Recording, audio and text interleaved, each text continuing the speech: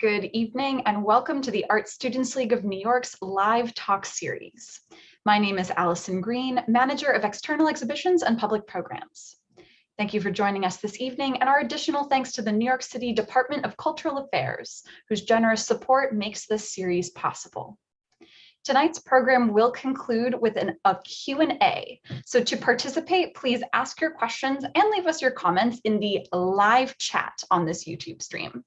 I will be reading audience questions aloud to our two speakers. Tonight's topic is timely, or is it too late? Renowned artist and League alum Alexis Rockman has long produced oil paintings and watercolors that reckon with the impact of climate change and environmental catastrophe. His recent series, Shipwrecks, was exhibited this year to great acclaim in the historic East India Marine Hall at the Peabody Essex Museum in Salem, Massachusetts, and at the Guildhall in East Hampton, New York. Alexis has exhibited extensively worldwide since 1985. He has been the subject of several international solo and group exhibitions, including a major retrospective organized at the Smithsonian American Art Museum. Alexis will be in conversation tonight with Trevor Smith, Associate Director, Multisensory Experience and Curator of the Present Tense at the Peabody Essex Museum in Salem. Trevor leads an initiative that collaborates with contemporary artists across the breadth of the museum's activities to illuminate how creativity and cultural change emerge at the intersections of cultures, disciplines, and technologies. Together, Alexis and Trevor will explore this catalytic intersection of representation and speculation in Alexis's work, the history of artists working on environmental issues, and the creation of depictions of environmental disasters more broadly. Welcome to Trevor Smith and Alexis Rockman. Thank you so much for joining us this evening. Without further hesitation, Trevor, over to you, and I will see you both at the Q&A. Great. Thank you, Allison, and thank you, Arts Students League, for inviting us to have this discussion today, and thank you all for tuning in. Alexis and I decided that we would like to kind of discuss that, I think, an aspect of representation that is maybe not always the first aspect of it that you think of when you think of representation. You know, we get caught up in the rhetorics of mimesis and the idea of, you know, the incredible craftsmanship that an artist might employ to kind of create a realist seeming image. But I think if you take a step back, it's very often that the most powerful attempts to marshal representation have been delivered at the service of events that are out of sight in some way, ideas that are hard to explain without an image, or in other words, the role of representation is often a highly speculative endeavor. And I think that that is especially the case, or like maybe not especially the case, but has certainly become a major issue around climate change, which is all around us, but it's so often hard to sum up in an image, or in environmental issues. So I think how we'd like to start is to kind of, Alexis is going to walk you through a series of images to kind of connect you to some other, let's say, traditions of representation, certainly, that inform his work, but that I think open onto these kinds of questions that we hope to discuss with you tonight. So, and pardon me if I cough, I'm recovering from a bad cold. So, Alexis, welcome. It's it's really great to be here with you. As Allison mentioned, we worked together this spring when we showed your shipwreck paintings, which was an extraordinary opportunity for myself and my colleague Dan Finnemore, who's our curator of maritime art and history. And of course, also to work with the wonderful Andrea Grover at the Guildhall, who kind of put the whole show on the road. So perhaps without further ado, let's get some slides up and dive into this, Alexis. Absolutely. And thank you so much, Trevor. I really enjoyed working with you and Dan over the last couple of years. And of course, Andrea put us together as the Brain Trust. And I want to thank the Art Students League for inviting us. I was a student there in actually high school, and I remember being just terrified of the whole thing because I'd never been around a sort of Beaux-Arts education and naked models and stuff. So that was my gateway drug into when I went to Rhode Island School of Design and School of Visual Arts. So I think fondly of the smell of charcoal and newsprint. So anyway, one of the things that I was thinking about when Trevor was giving us a bit of a background was, I mean, what is the point of being a painter at this point in history, right? Photography is great. Photoshop is great. Visual effects in movies can represent all sorts of things. So one of the things that I've sort of been thinking about for decades at this point is, what can I do with my hands and whatever skill I have and whatever ideas I have to bring together ideas that I'm interested in that can't be dealt with in any other way as far as I'm concerned as an artist alone in a room. So first slide, please.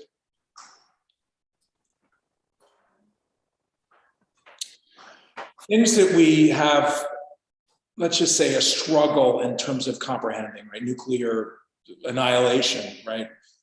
It's not so much now, it's not part of our frontal lobe in terms of thinking about, dying in a nuclear holocaust, but it certainly was part of the Cold War and up through the 80s and early 90s. And when the Cold War ended, that sort of went by the wayside. And I remember thinking in the 90s that climate change is our new idea, our new struggle. And I had a lot of hope for what humans were going to be able to do. And I was been very, very disappointed, to say the least, at our lack of so-called imagination and our ability to speculate what the implications are. So next image.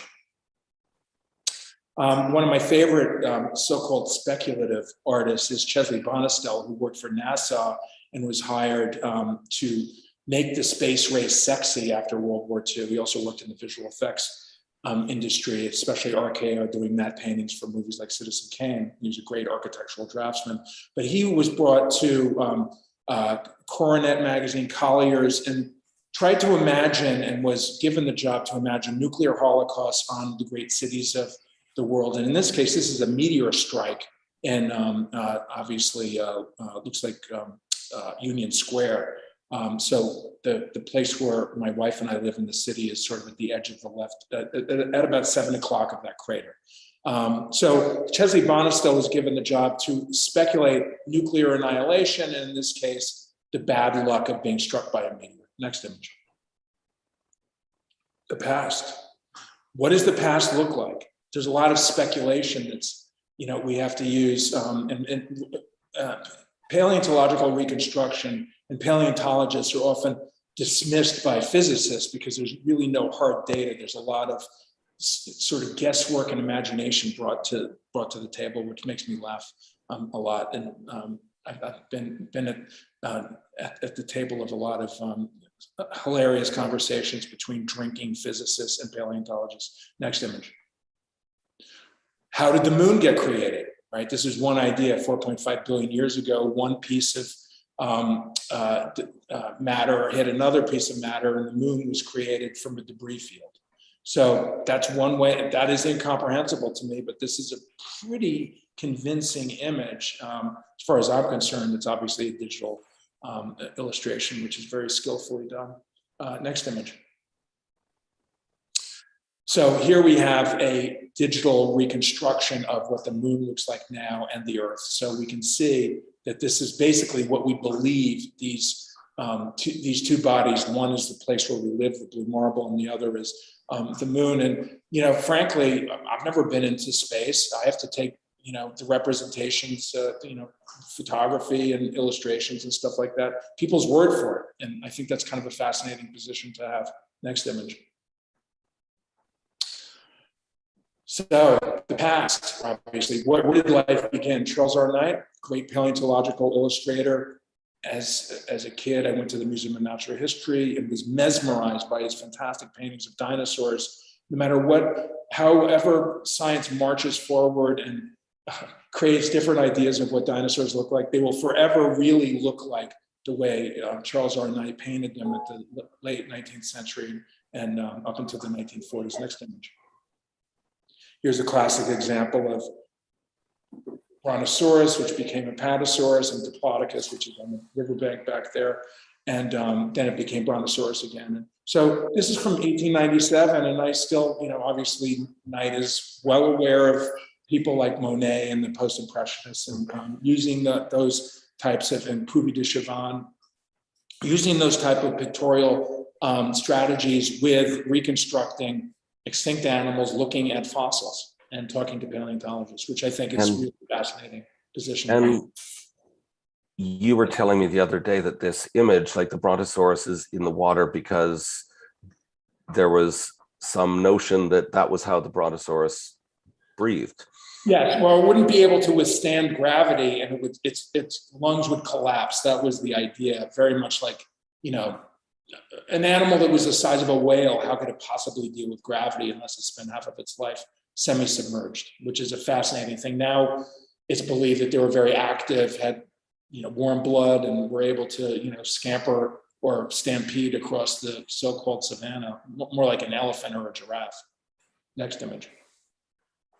And here, this is the state of the art, so to speak, of what Archaeopteryx, or a bird-like dinosaur would look like. And for those of you that know what Archaeopteryx looks like, this is almost preposterous, but it is actually the most credible reconstruction possible. It turns out that these dinosaurs had very brightly colored feathers. And as much as I think this is cool looking, it also looks ridiculous, and I'll never buy it, secretly between you and me, even though this is by far the most accurate scientific representation of what the science is telling us from the fossil record. Power of repetitive visual rhetorics, right? Yes, absolutely. And that just dates me. You know, I'm almost 60 years old. You know, I want the dinosaurs to look like Charles R. Knight and King Kong, and even Jurassic Park is they're too frisky. So anyway, go on. Next image. And then, of course, Chicxulub, which was the impact that destroyed the dinosaurs 65 million years ago and threw up the big layer of iridium as it landed on the Yucatan Peninsula. And this is, I think, a very good representation of what that could look like. You know, it looks a little 90s acrylic-y to me, but I think it's a pretty, and of course Armageddon and movies like that do a pretty good version of that stuff too. And we're going to talk about film and illustration overlaps and how I'm interested in that as content. Next image. And then Victor Dieck, who's a great paleontological illustrator who specializes in human ancestors. I hired Victor to do a reconstruction of Homo georgicus 14 years ago for a project I was doing at the Contemporary Art Center in Cincinnati, and we had a great time. Well, this is a sculpture that he made in Photoshop, and it's basically an illustration of this human ancestor that I think is extremely convincing, and it's just the right mix of intelligence and chimpiness and other kind of sexy. And he has the bags, he or she has the bags under its eyes too. Yes, it's been a long day on the savannah, running away from whatever bare-faced dogs, or, you know, the short-faced bear, or some crazy, scary thing. But it's often those little details that beautiful in the eyelashes, and you know, the moistness around the. It's just beautiful. I think it's really well done. Next image. So again, we're going to go back. This is just a straightforward photograph, but it's like this idea of what Easter Island, this was apparently covered with a forest, and humans spent thousands of years there and eventually cut down all the trees and moved these giant sculptures. And it's the idea of how did this happen and what happened to the trees and who cut down the last tree and what was the thinking behind that? Is that a metaphor for the rest of the planet? I don't know. I certainly hope not, but I'm not entirely convinced that it isn't. Next image. And again, Titanic, or as someone pointed out, Yeah, it should be just called Titanic. One difficult notice figures is like, sorry, had a little internet instability. Oh. Carry on. Oh, so again, this was believed in when was it actually finished, in 1911 or something like that? It was unsinkable. Well, clearly that was inaccurate. Ken Marshall's a really fascinating character who does really great before and after paintings of healthy ships that are going across whatever body of water. He's done projects about the Great Lakes. He was actually a consultant on James Cameron's Titanic movie. And he's just brilliant at creating these, the suspension of disbelief. I think it's very, very convincing and fascinating. Excuse me. Next image. Extinction. Trevor was just asking me about a painting behind me, which actually fits in to what we're talking about. This is a painting I just finished of snails that are close to extinction in Hawaii, and some haven't been seen in decades. And what is extinction, right? When do you declare something's extinct? The U.S. government declared 23 species, I think, last month. Can't remember it. I have to look it up. Some of these species hadn't been seen in decades, and no one. It's very likely they're extinct, but it's like, what is that? When do you announce that? Is it like saying I'm in love or I'm terminally ill, or what is that? So representing extinction or imagining extinction to me has always been very poignant and painful. Next image.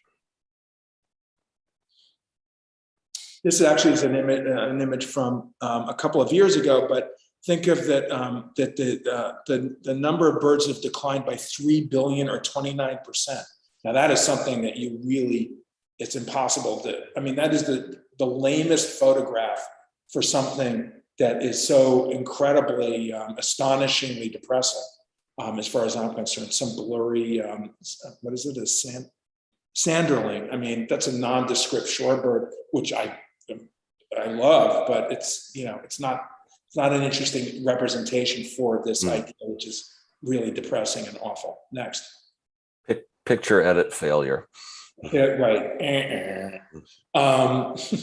And let's go back to Jurassic Park. This is a Brachiosaurus, and this is Phil Tippett and Dennis Muren's fantastic, revolutionary digital representation of dinosaurs from 1993 that completely blew stop motion animation out of the water, which had been the only way to represent extinct animals, and specifically dinosaurs especially. This revolutionized the idea of what was believable, right?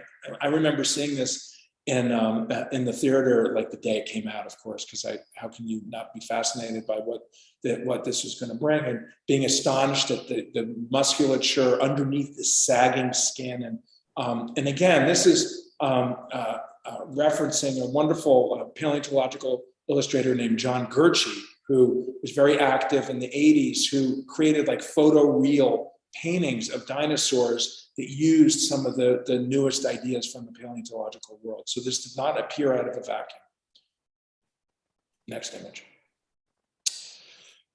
This is just, I think, a particularly strong illustration. And one of the things that I've always been so fascinated / enraged by is that this is a type of dugong, which is an old world version of a manatee.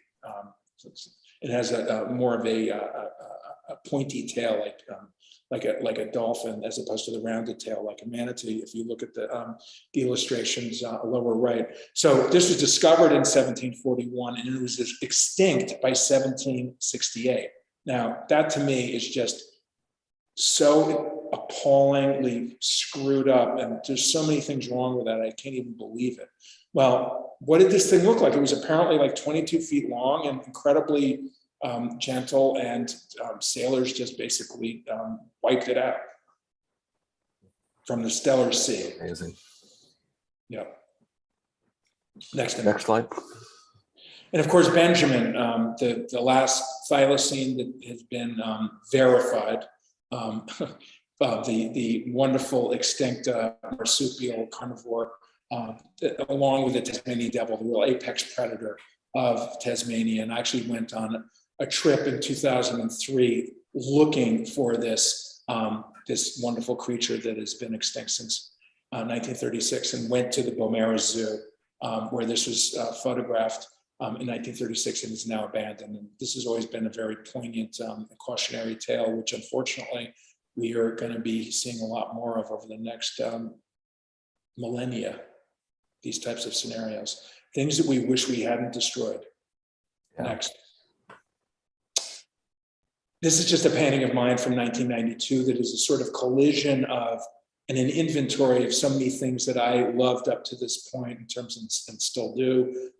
Ideas about representation from the fossil record, from exotic places, from the past to present and possibly the future. Next image.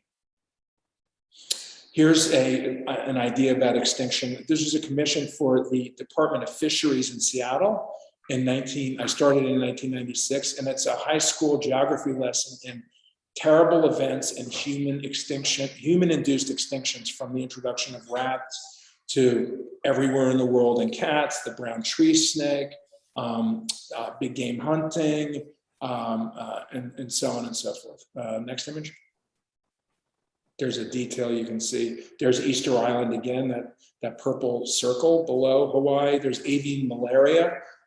Hawaii, as I like to say, is the extinction capital of the world, for better or worse. Of course, the introduction of rats, pigs, and cats onto any context that doesn't have them, it will be a disaster, because these animals won't know, especially if they're flightless birds, they won't really know to run away.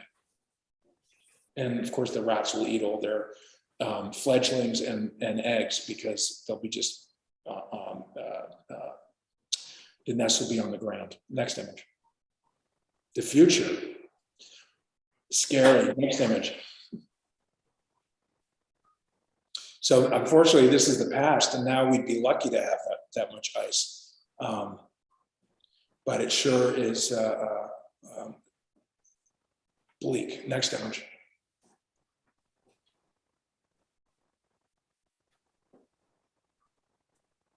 So that's less than 100 years. Yep.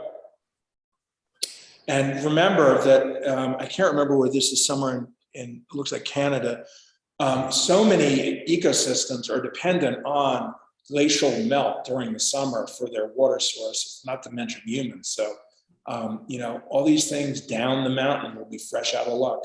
And I really, it's bone chilling to me to think about what's going to happen in India once the Himalayas start to struggle with these sorts of issues.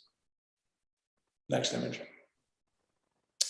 So Manifest Destiny was my attempt, which I really started in the late 90s, to imagine what climate change was going to bring to Earth. And I thought, well, if we bring it to a place like home, this is New York City, standing on the East River, looking east from the east side, looking towards Brooklyn. And this was originally exhibited in the Brooklyn Museum. It went to a number of different museums around the world, and now it resides permanently at the Smithsonian American Art Museum. And if you want to get your bearings, that's the Brooklyn Bridge on the right, and the revamped Manhattan Bridge on the left. And I worked with scientists named like James Hansen, the great NASA scientist, Cynthia Rosenzweig, who's an ecologist from Columbia, to really inform what types of plants and animals have a bright future in this world that's warming and flooded, and in this case, brackish. That was the first painting of yours that I ever saw. Oh, really? Yeah. Did you see it in person? Brooklyn, yep. Oh, wow. Exactly. Big renovation. Yes. Absolutely. Next image. Here's a detail just to get a sense of some of the information in there. Next image. And there's the key. And many times I like to, especially with the panoramic paintings, include legends, because I go through so much trouble. I hired an architect to do speculative buildings, and then I hired an architectural engineer to retrofit the East River to sort of show that there'd be an attempt to have seawalls to hold the river back as it was rising, and the so-called sort of infrastructure that needed to be included in this, almost like it was an archaeological site.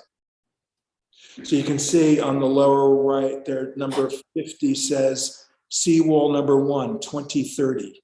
Seawall number 2, 2060. Forgot about that. Next image. So just forgot about the future already. I'm sorry, Trevor? I forgot about the future already. Right, there's the, right. So what's that wonderful phrase? The future ain't what it used to be. Yeah. And of course, Chesley Bonestell, to bring Chesley Bonestell back into the mix, was, as I said, was hired by NASA to show how sexy, exciting the space race could be, and how much the US government needed to invest in our future. And in this case, we weren't really in the space race yet. And also Chesley Bonestell worked on movies like Destination Moon for George Pal and When Worlds Collide.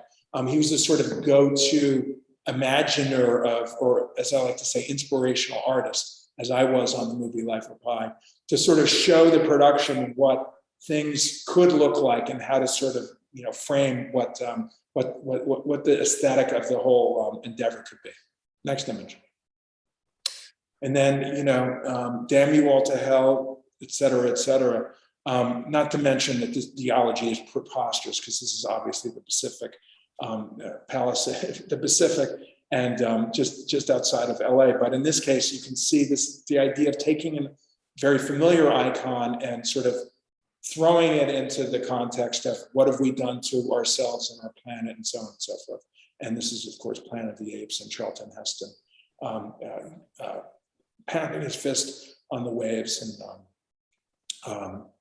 damn you all to hell, etc., which I completely agree with. Next image. And then, of course, the great utopian, same year, incredible Kubrick, who this could be the greatest, one of the greatest, but certainly one of the greatest movies ever made, and certainly the most convincing just world. And not to mention that if you know anything about the weather on Earth, that looked nothing like that, and that was completely wrong. But it doesn't matter because it's so convincing and beautiful and has so much conviction. Next image. And then, of course, Soil and Grain, which Trevor has many things to say about. Trevor.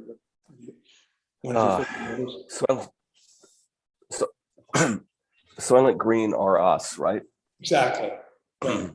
But it's like a really, you have this shift at that time from, what was like the Chelsea Bonestell kind of like this futurist future, very kind of dramatic potential, etc., as you've been describing. Yeah. And then in like late 60s, early 70s, like it becomes much, much darker.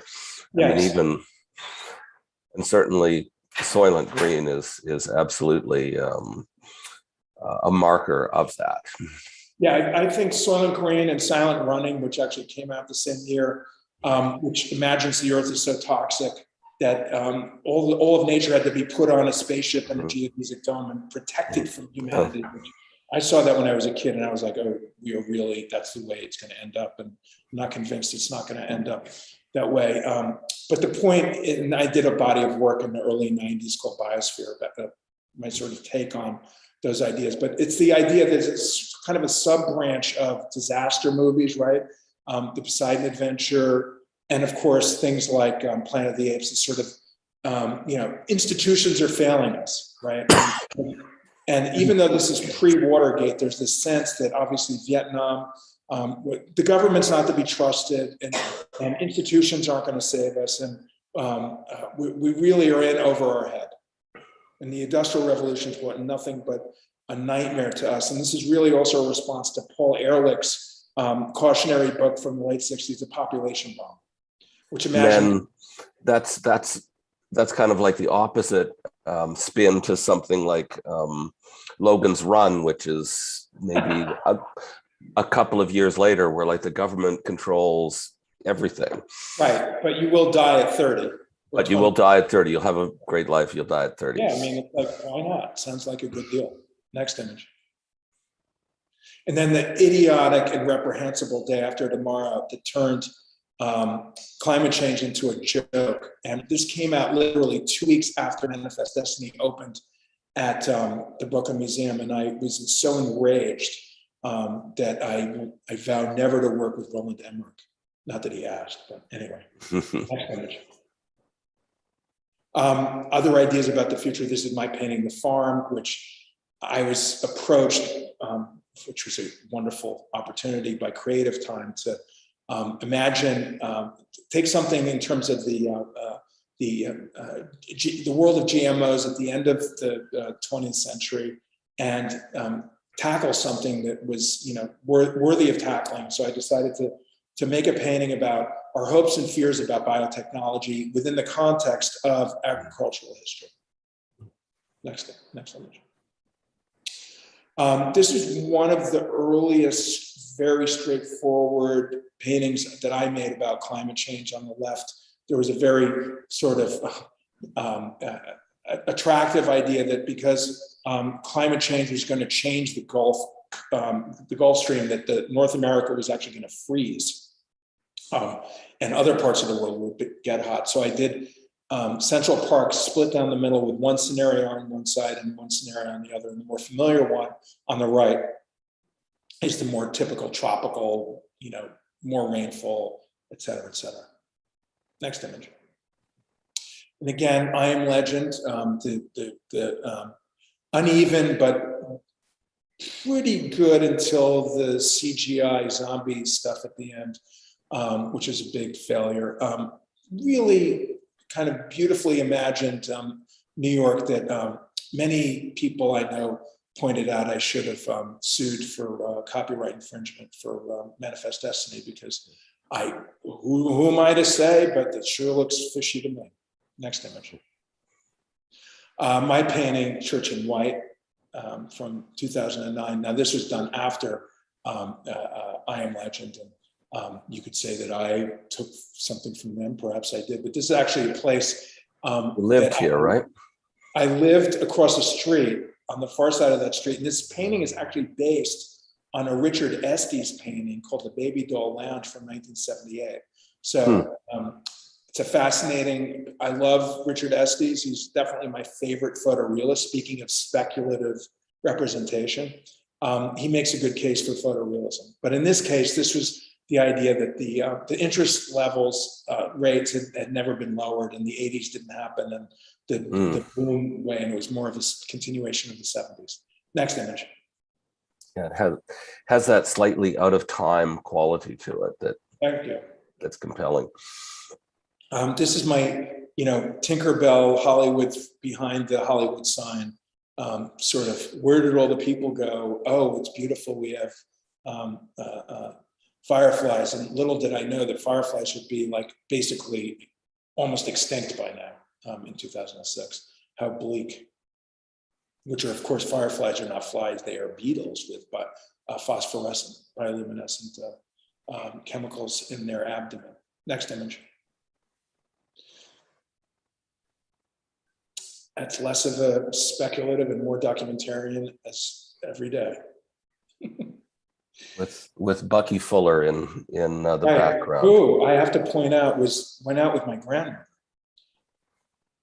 Oh, okay. Yeah. She called him Bucky. Anyway, next image. And this is my nod to not only institutional power, but Mount Rushmore and, of course, North by Northwest. Next image. St. Louis. Yes, never been there. Maybe I won't be invited. I won't be allowed in there. It's a convincing representation. Oh, thank you. Yeah, that's kudzu in the foreground, which is a highly invasive plant from the south. It's making its way north. Yeah. Next image. Right, now, so now we're in the realm of where Trevor and I collaborated on, and Trevor, maybe you can say something if you like, or whatever interests you. Yeah, so can we just move to the next slide, please? Sure. So one of the things that as I was listening to you talk about like moving back and forth between like painting and Hollywood and whose work you liked and whose work you didn't, or let's say you're more ambivalent about, it sort of struck me that, you know, like a painting like this one, which is Cirque, and it was done right after you did the show with us. Yeah. And, you know, it's capturing a kind of a moment, but it's a moment before, in a way, the kind of catastrophic event. It's like a split second before that huge hunk of ice will land in the water and likely swamp that beautiful little kayak in the foreground. And there's something that's very powerful about that notion. You know, you're in this kind of suspended space. I think a lot of your work has this quality where like what you're representing is actually quite bleak, but you have a way of delivering it that actually allows you to sit and look at it and not turn away. You know, like there's something about, you know, when you see this work up close, you know, the way that the water is so absolutely still, and the man or woman in the boat is turned away from what is about to happen, and it sort of strikes me that it's a kind of like a portrait of us. That's so kind of you.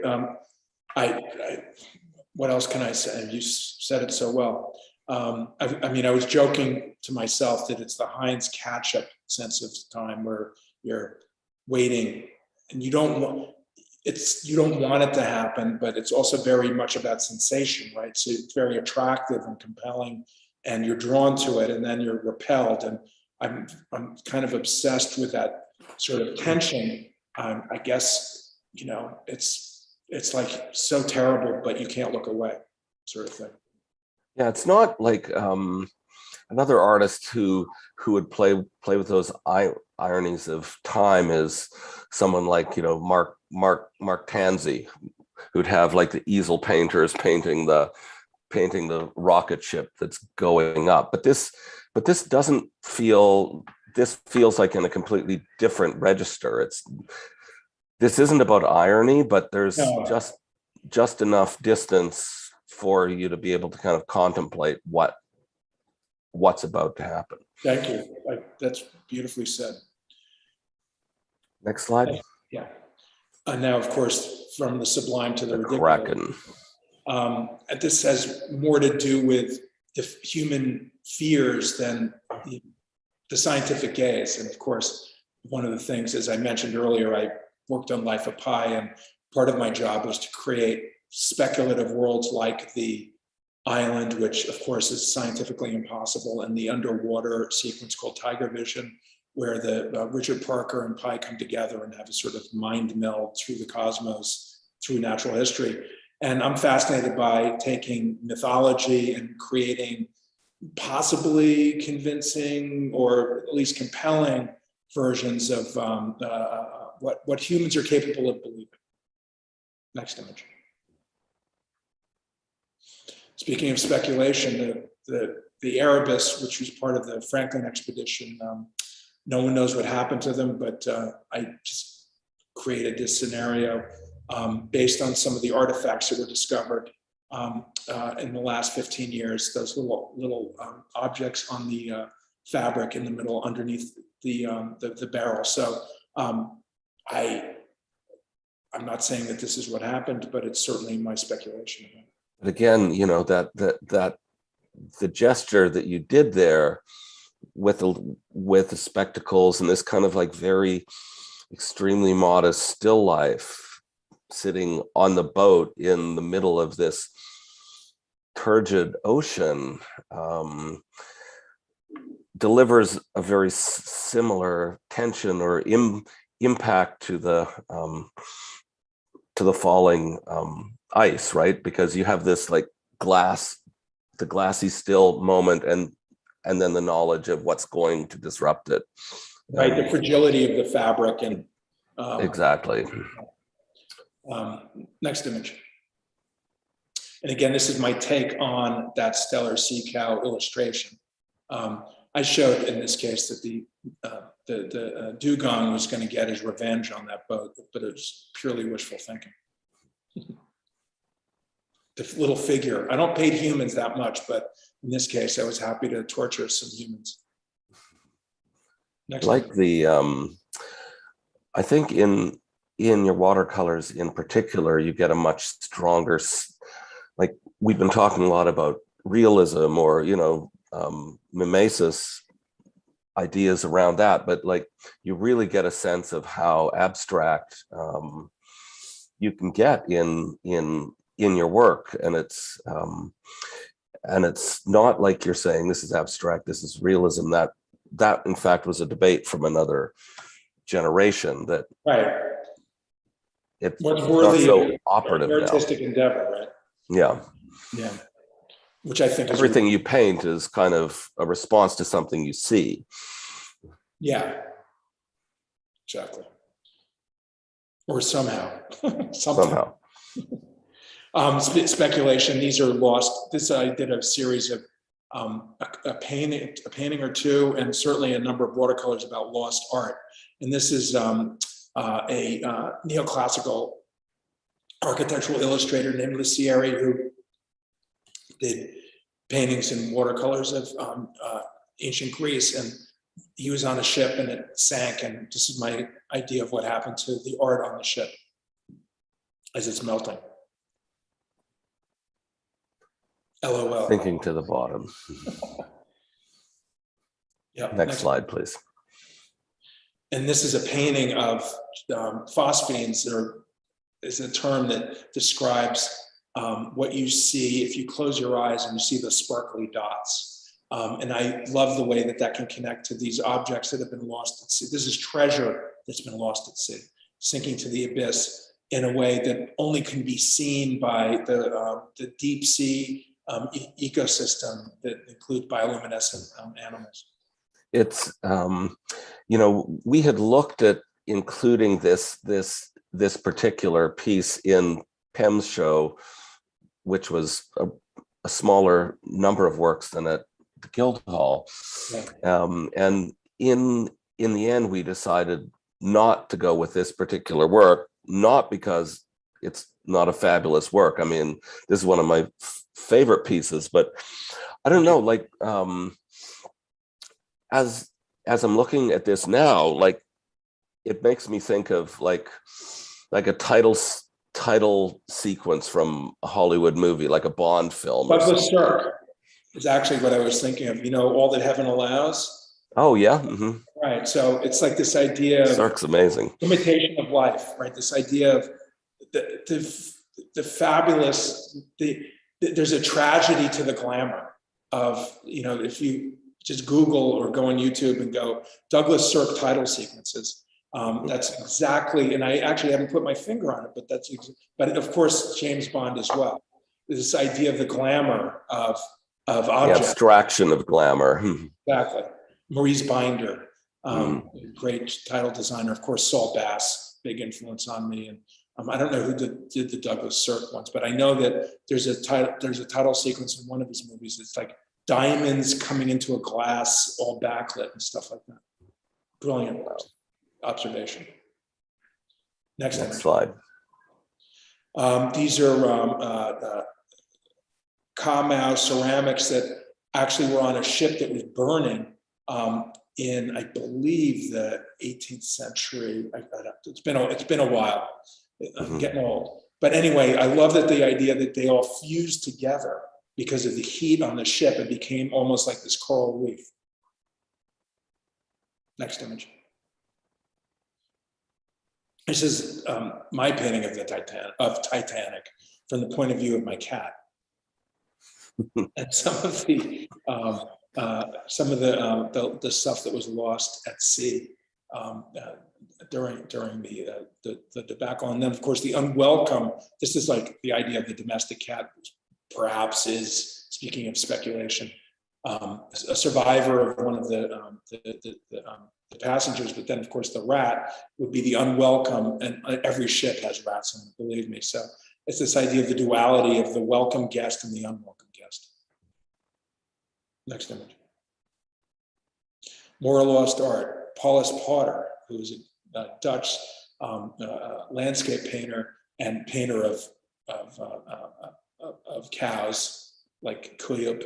Apparently, Catherine the Great had a shipment of art coming back from Holland, and it sank, and she lost this painting. And of course, no one knows what it actually looked like because there was no photography.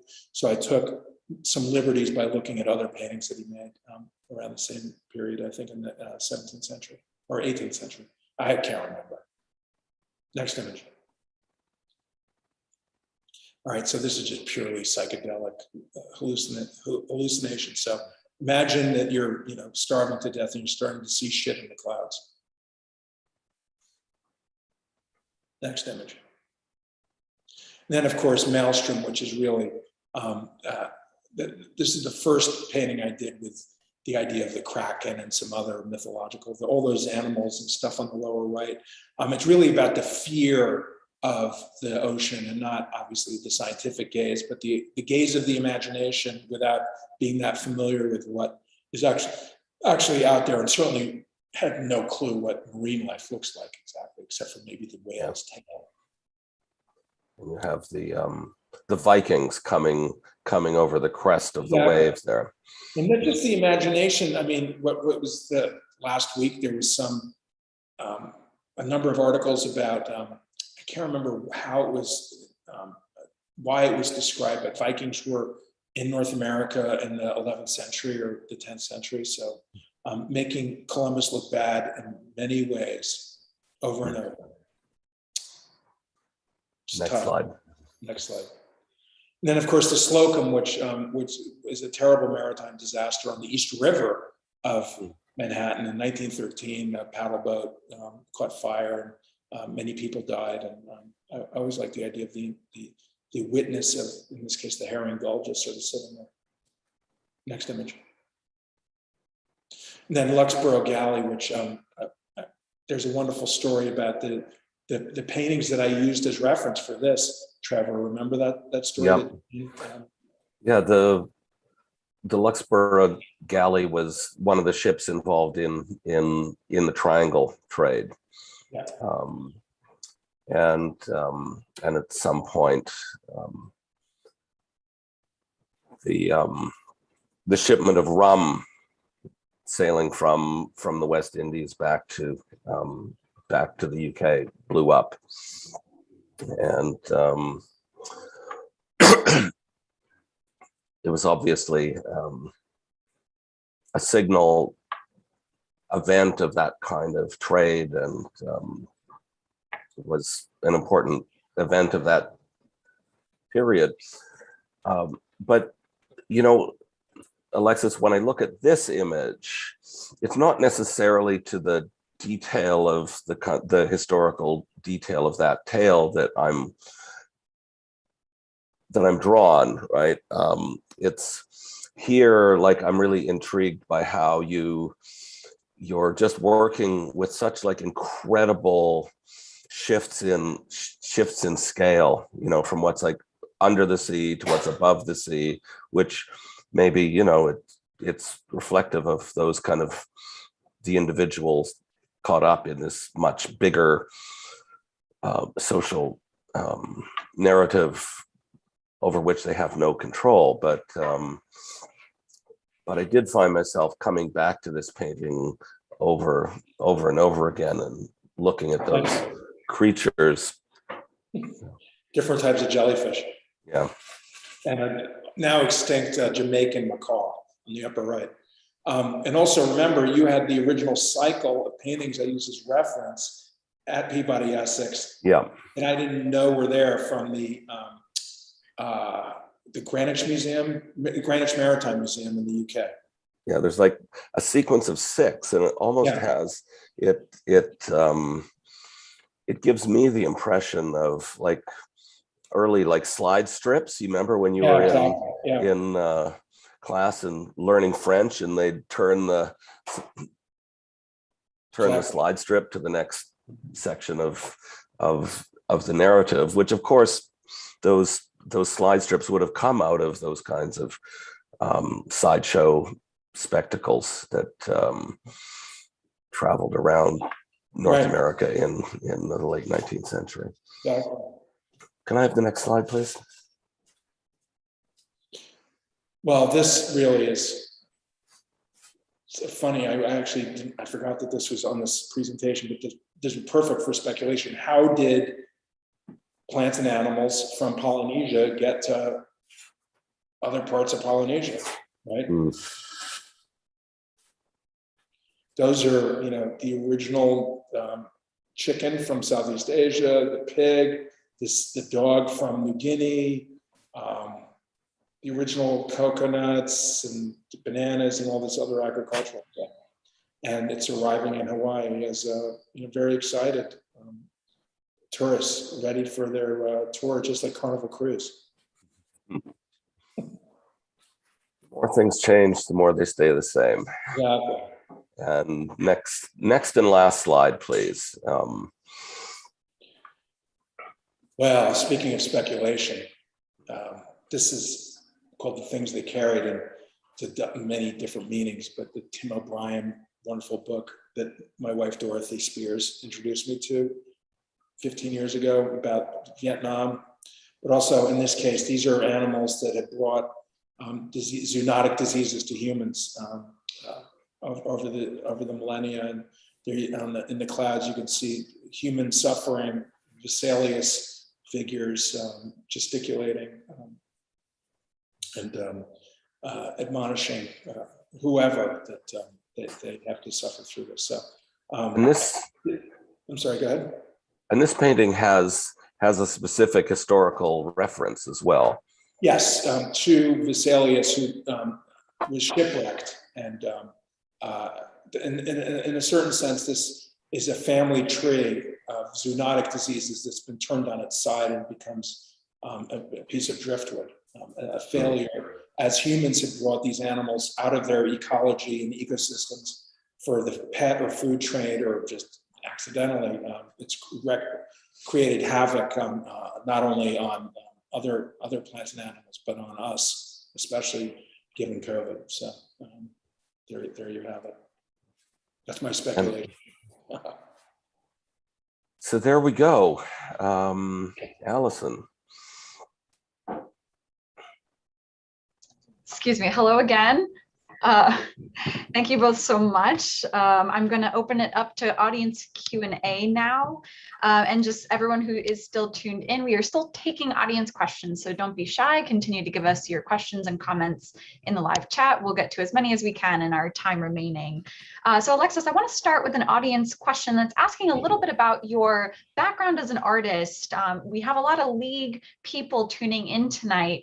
So are you able to tell us a little bit more about your time as a League student? I know you were inspired as a kid by these paintings you're seeing in the Museum of Natural History. Do you remember any instructors that you studied with at the League? Anything that inspired you here? I don't. It was 1978, and it was really just me getting my feet wet in terms of the terror of being in a life drawing class and naked models and all that stuff that we all get so used to so quickly when we go to art school and shrug. But I remember being particularly sheepish and let's just say terrified by the whole scenario. But it was very good to be in that context, and everyone else was completely at home. So it was embarrassing in so many different ways. Well, we may be looking up your registration records and we can Please let me know. remind you, yes. And continuing with the idea of formal elements that go into your work, I know that you're primarily an oil painter and a watercolorist. And I'm curious, does anything change in the messaging in your selection of medium? No, I mean, the medium is the message too, but I mean, to go back to the Art Students League, which I actually don't want to be let's just say glib. I took a lot of lessons, I think intuitively, from my time there, because really wasn't clear that I wanted to be an artist when I went to the Art Students League. And actually, when I decided I wanted to be an artist, I woke up every morning and copied an old master drawing, very much in the Beaux-Arts tradition from Giotto through Matisse, and wouldn't leave the house. And this includes copying every Pontormo drawing or many Michelangelo drawings and so on. So I really tried to immerse myself in the craft of Beaux-Arts traditions, because I thought, if I'm going to be drawing stuff, I better be really good at it. Yeah. Yeah, I mean, and there seems to be such a realism captured even in these highly speculative images. And I'm very enamored of the story you shared about Manifest Destiny and how you worked with architectural engineers to help create these images that you're sort of working from life. Is there any other source material that you can share with us, how you're creating these speculative creatures and landscapes, since you are working so much from life?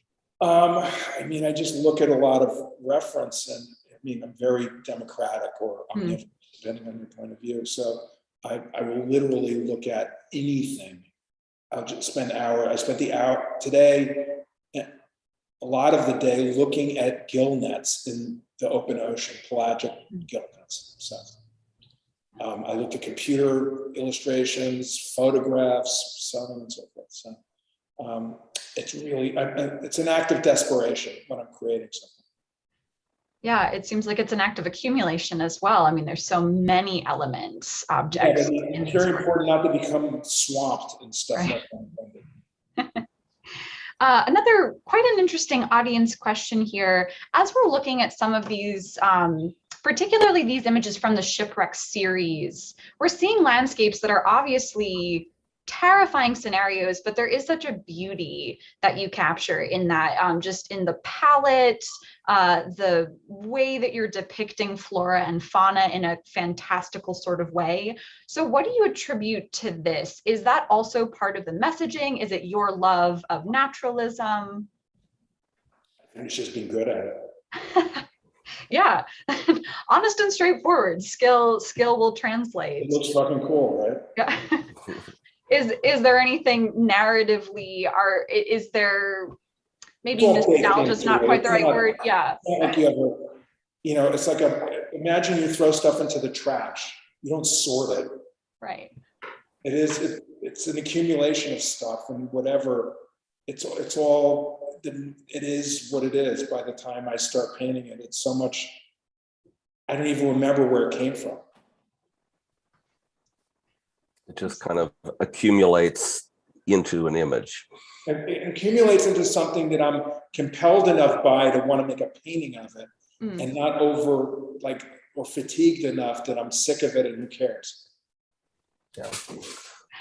So it's important for the image to hold as an image.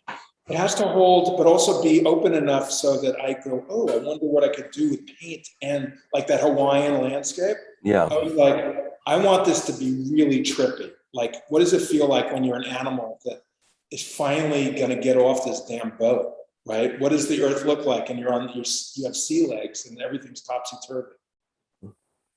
So, I mean, I try to use as much imagination as I can, because there's really nothing more dull than, literalism. Yeah. In the wrong way. Yeah, naturalism and imagination is what we're seeing here in so many of these. A final question to end on for both of you with your institutional backgrounds, especially for you, Trevor. So we're talking so much about the relationship between the art that you make, Alexis, and natural history, sort of the historiography of how we're approaching these topics, this marriage between science and art. And so I'm curious if we can instill any hope in our audience. Is there a dream partnership here? Is there a way for science and art institutionally to yield results that might be steering us in a new direction going forward? Well, light question to end on. No, it's an excellent question because it gets to the kind of heart of what kinds of partnerships and gatherings of people and energy and ideas is this going to take to survive what's coming. And so at a general level, I think it's really, really incredibly important to be open to bringing different voices together, to finding space for different forms of expertise, different forms of expression to inform one another. Because as we've been saying, Alexis much more cogently than myself, but like somehow the job here, it strikes me, is to even be able to imagine a future. You know, it's like back at middle of the 20th century, that didn't seem like a hard task. You know, it's like there was kind of like a iconography of what the future might look like, and that's based on things that were in the world, different people's expertise and opinions. And now I think we're really at a kind of a moment when we need new forms of imagination, because ultimately the environmental question and the climate question is a cultural question, because unless you have a cultural framework to shift consciousness, to help people to understand our own behaviors from different perspectives, we're finished. And like ultimately that's something that artists have always been really good at doing. Thank you for that. Well, thank you. I think that's as good a note to end on as we can hope for. So thank you to those tuning in. I live in hope. Yeah, we must. We've been joined tonight by Trevor Smith and Alexis Rockman. Thank you both so much. Even though this topic is a hard pill to swallow, it has been a very enjoyable conversation. So thank you for bringing your good nature and your humor to this. To learn more about Trevor Smith's curatorial work, please head to the Peabody Essex Museum website, which is pem.org. And to learn more about Alexis Rockman's extensive body of work, you can visit his website, alexisrockman.net. We'll be sure to link those to our watching audience. Thank you for joining us on YouTube Live. Make sure to like and subscribe and stay up to date on future League programs. You can join us next Tuesday, November 9th at 6 p.m. right here on YouTube Live, as well as in person at the League's Phyllis Harriman Mason Gallery for a talk with our curator, Christina Weil, and her work on our upcoming exhibition here at the League, which is entitled Two Generations of Women Printmakers, Atelier 17 and the Art Students League. You can visit our website, artstudentsleague.org, to reserve your in-person tickets, and follow us on Instagram at ASLNYC to keep up with our events as well. Once again, thank you, Trevor. Thank you, Alexis. Thank you to those of you tuning in. And as always, stay healthy. Thank you so much. Thank you. Have a good night.